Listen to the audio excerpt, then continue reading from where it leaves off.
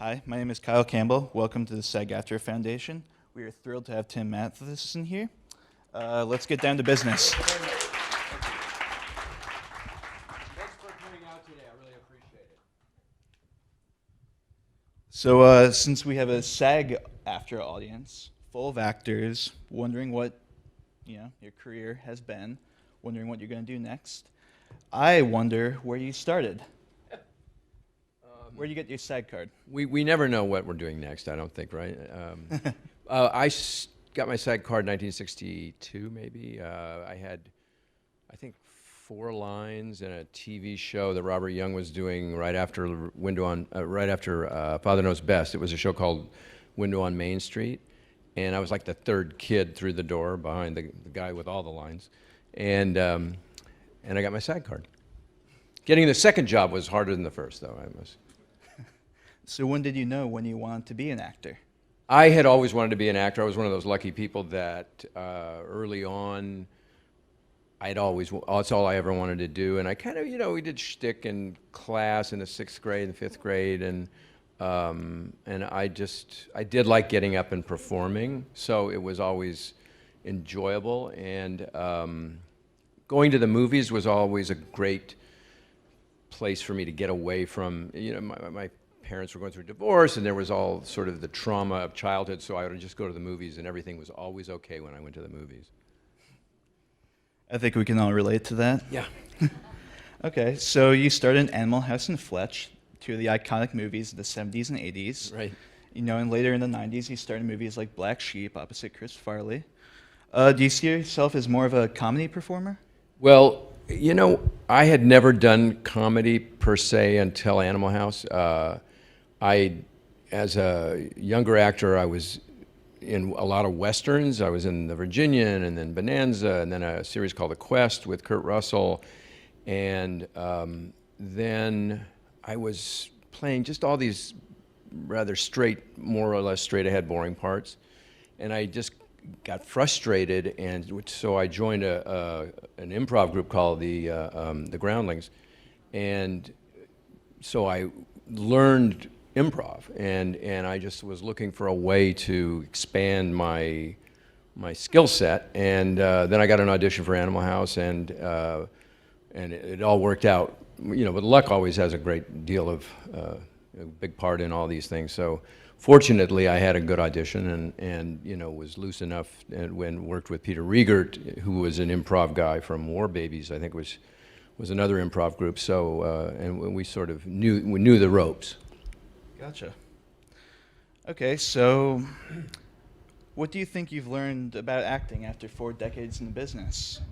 What was your... Yeah. Not enough. I don't know. I mean, it just...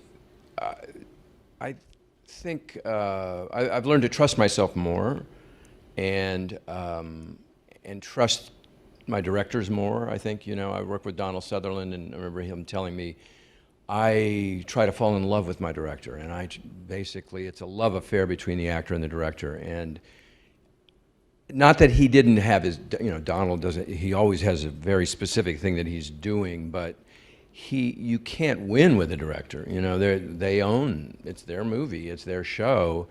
So it's best to try and get along with them, or get them out of the way, or let you do what they want. And unfortunately, in Killing Reagan, Rod Lurie is a wonderful director and created such a sense of comfort and space for us to perform in that, from the second we walked out of makeup in the morning, in costume, everybody referred to me as Mr. President, and Cynthia as Mrs. Reagan, and there was just a real, we were playing at being them, but it was just people just deferred to us, and that was very helpful to us, I think, in creating that atmosphere. And then walking around the West Wing was, in the Oval Office is always very, it's a wonderful feeling to be in that room.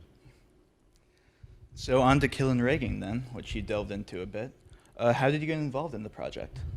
I was at a Passover Seder, and my phone kept ringing, and it was turned off, but it just kept buzzing and buzzing, and it was my manager and my agent calling, and I just thought after the third ring, I thought, well, maybe, who knows, I should check this out.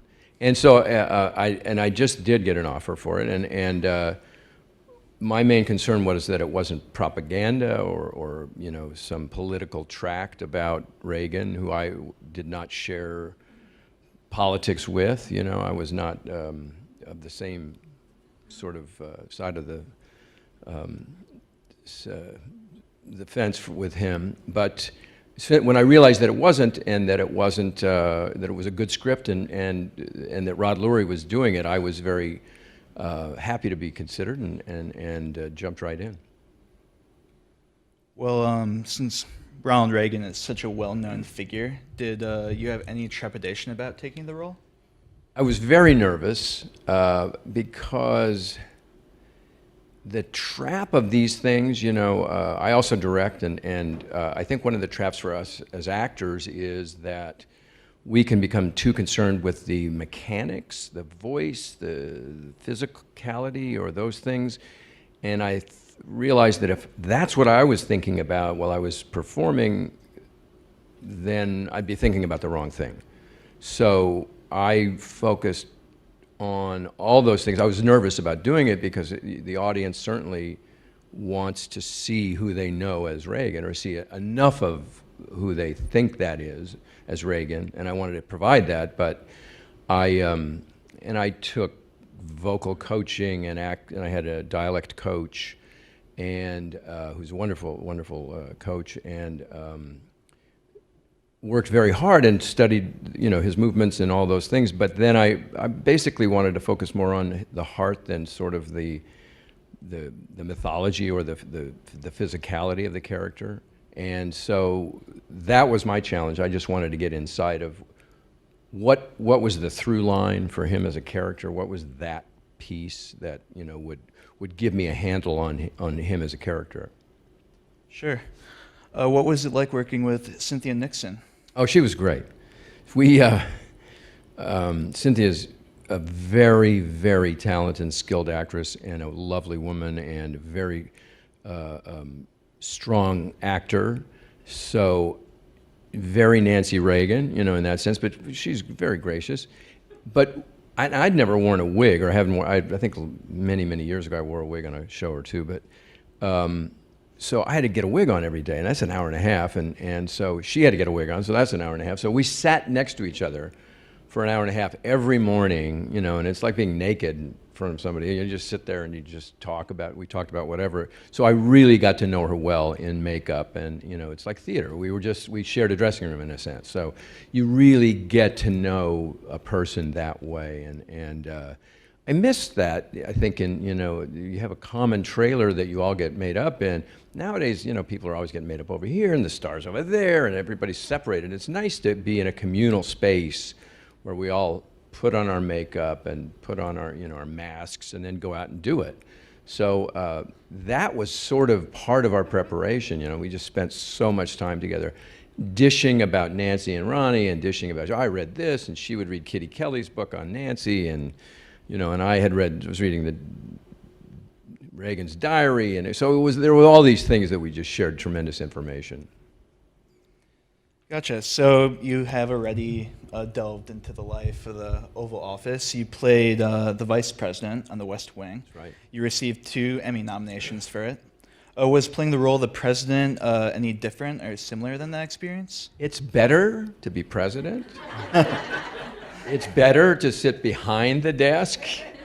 And it was so much fun, The West Wing. I mean, Aaron Sorkin's such a brilliant writer. It was great to be even a small part of that team. And I never realized it, but I would run into people or audience members, that loved The West Wing. They'd just say, "You were so bad on that show. You were so evil." And I thought, I wasn't evil. I was a good guy. I mean, as far as I was concerned, and I never really put it in context. I tried to be objectively subjective about it myself. But it's better to be president.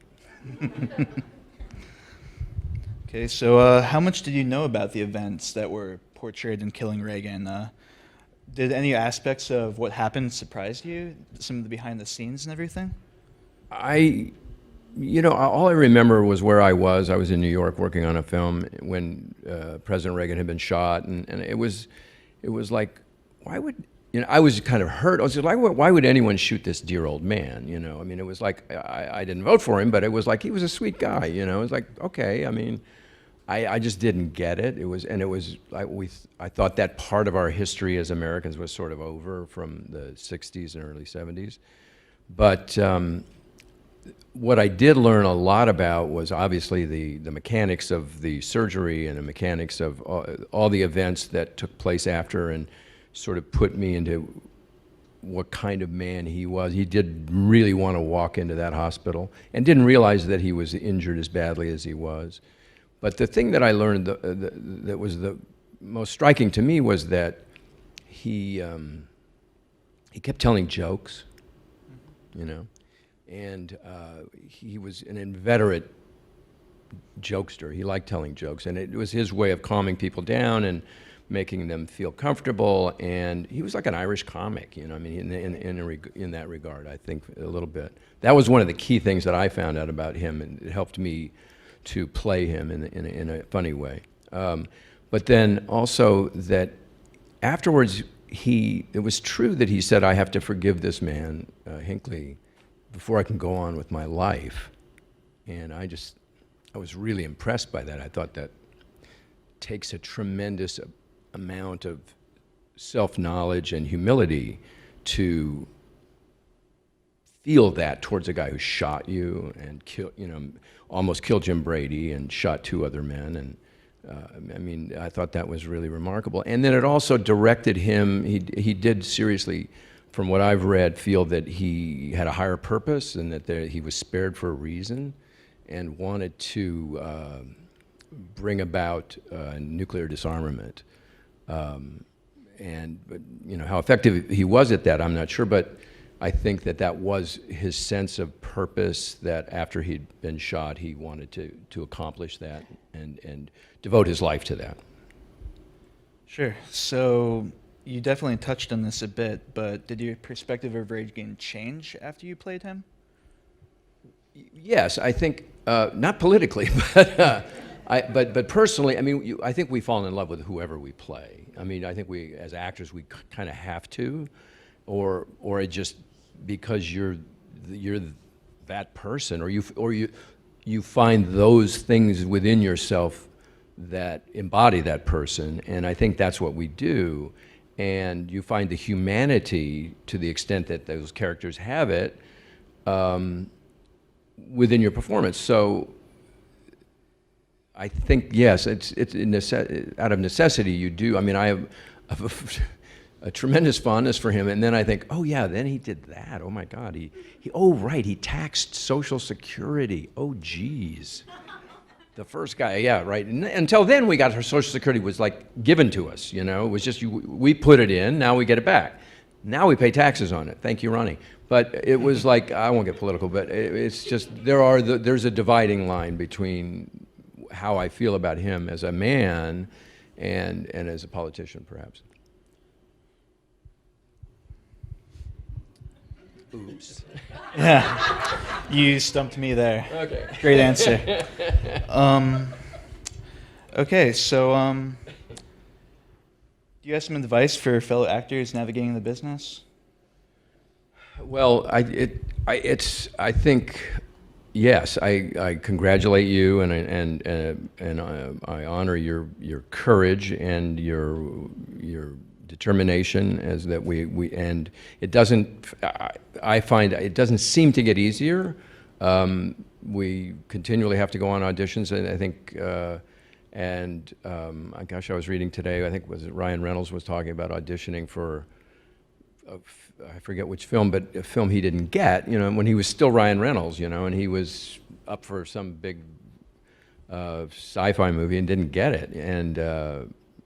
But so I think we continually have to do those things, and we have to find a place in our heads and our hearts where we can do that and bounce back, not get the part, move on, and find a context so that we feel we can give our best performance in the audition, and then to go out and do it again the next day on another project, and find the strength to do that. But I think the reward comes from being able to take on great roles and that are challenges, and